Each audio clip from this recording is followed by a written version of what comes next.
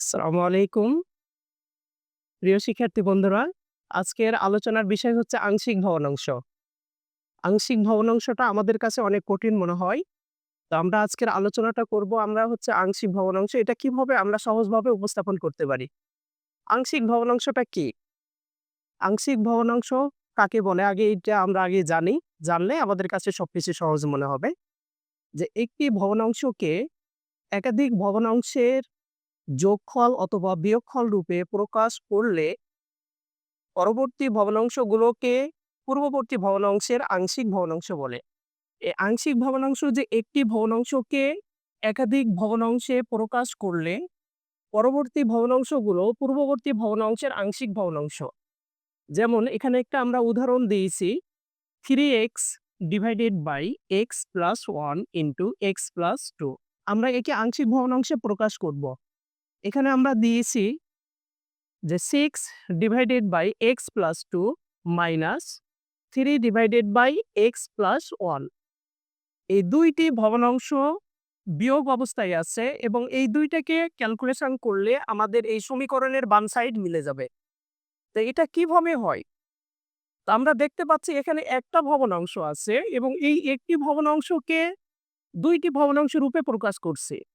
তো আমাদের ডেফিনিশনটা যেটা বলতেছিল যে আংশিক ভগ্নাংশ কাকে বলে? একটি ভগ্নাংশকে একাধিক ভগ্নাংশের যোগ অথবা বিয়োগ আকারে প্রকাশ করলে পরবর্তী ভগ্নাংশগুলো মানে এই অংশটুকু হচ্ছে পূর্ববর্তী ভগ্নাংশের মানে এই ভগ্নাংশের আংশিক ভগ্নাংশ।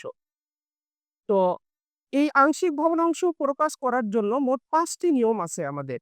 তো একটি পরিচিত ভগ্নাংশের হরে বাস্তব সংখ্যা এবং একঘাত বিশিষ্ট এবং কোনোটাই যদি পুনরাবৃত্তি না হয় তাহলে তার জন্য আমরা এই ভগ্নাংশটাকে আমরা আংশিক ভগ্নাংশে কিভাবে প্রকাশ করলাম এটা আমরা এখন দেখব। এখানে আমরা দেখতে পাচ্ছি হরে বাস্তব সংখ্যা আছে এবং দ্বিঘাত নেই, ত্রিঘাত নেই, ফরঘাত নেই। এখানে আমরা দেখতে পাচ্ছি একঘাত বিশিষ্ট ২ টি বীজগণিত রাশি পরস্পর গুণ অবস্থায় আছে। তাহলে আমাদের প্রথম শর্তটা হচ্ছে হরে যদি বাস্তব সংখ্যা হয় এবং একঘাত বিশিষ্ট হয় এবং কোনোটাই যদি পুনরাবৃত্তি না হয় তাহলে তার জন্য এটাকে বলা হচ্ছে আংশিক চিহ্ন। তখন আমরা এটাকে করব a ডিভাইডেড বাই প্রথম হর। তাহলে প্রথম হর কি আছে? x plus 1। ২ number plus b divided by দ্বিতীয় হর। তাহলে দ্বিতীয় হরটা হচ্ছে x প্লাস 2। এটাকে আমরা ১ নম্বর সমীকরণ ধরব। ১ নম্বর সমীকরণ হতে পাই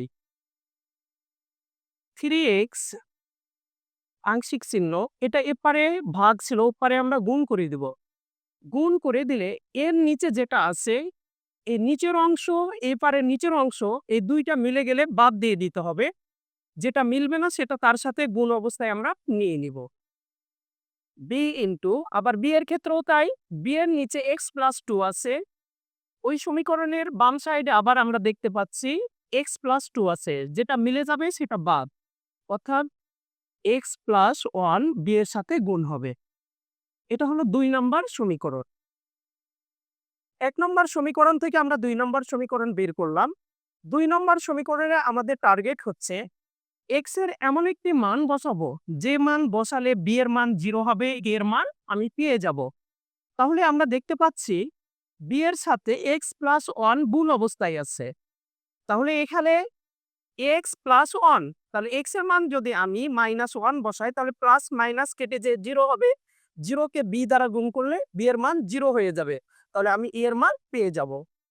তাহলে এখন আমরা লিখব যে x সমান সমান -1 এবং x সমান -2 হলে ২ নম্বর সমীকরণ হতে পাই x এর মান যখন আমি -1 বসাবো তাহলে ২ নম্বর সমীকরণের বাম সাইডে আছে 3 গুণিত -1 equal to a into x এর মান -1 প্লাস হলো 2। এখন এখানে -1 যদি আমি বসাই b ইনটু -1 প্লাস 1।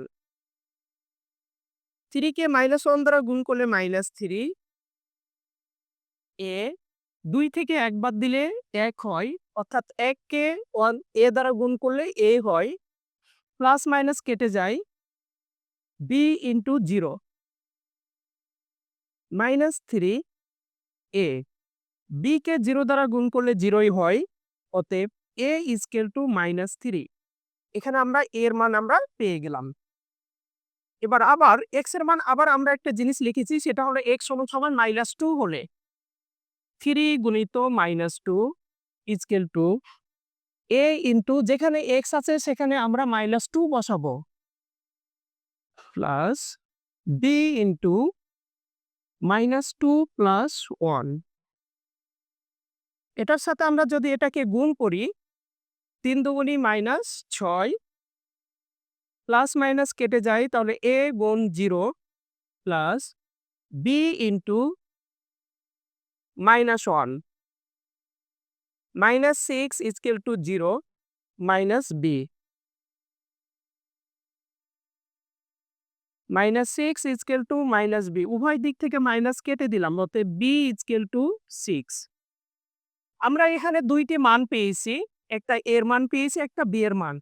1 নম্বর সমীকরণে আমাদের অজানা দুইটি সংখ্যা আছে, একটি হলো a এবং একটি b। a এবং b এর মান আমরা যদি 1 নম্বর সমীকরণে বসাই দিই, 1 নম্বর সমীকরণ 3x divided by x plus 1 into x plus 2। এখানে যে আংশিক চিহ্ন ছিল, এখানে আর আংশিক চিহ্ন হবে না, কারণ a এবং b এর মান আমি পেয়ে গেছি। এর মান পেলাম -3 divided by x plus 1 plus b এর মান পেয়েছি 6 ডিভাইডেড বাই x প্লাস 2। এই মাইনাস মানটাকে আমি পরে লিখব। 6 divided by x plus 2 minus 3 divided by x plus 1। এখান থেকে আমরা দেখতে পেলাম যে আমরা অলরেডি একটা নিয়ম আমরা করে ফেললাম, যে আংশিক ভগ্নাংশের হরে যদি বাস্তব সংখ্যা হয় এবং একঘাত বিশিষ্ট হয় এবং কোনোটাই যদি পুনরাবৃত্তি না হয়, তাহলে তার জন্য নিয়ম হলো a ডিভাইডেড বাই প্রথম হর, b ডিভাইডেড বাই দ্বিতীয় হর। এখান থেকে আমরা ক্যালকুলেশন করে আমরা a এবং b এর মান বের করেছি। বের করার পর আমরা a এবং b এর মান 1 নম্বর সমীকরণে বসাই দিলাম। তাহলে আমরা এটাকে দেখতে পাচ্ছি যে এই মানটাকে বলা হচ্ছে কি আংশিক ভগ্নাংশ। কোন ভগ্নাংশের? এই ভগ্নাংশের আংশিক ভগ্নাংশ। আশা করি তোমরা এটা বুঝতে পারছো 1 নম্বর নিয়মটা।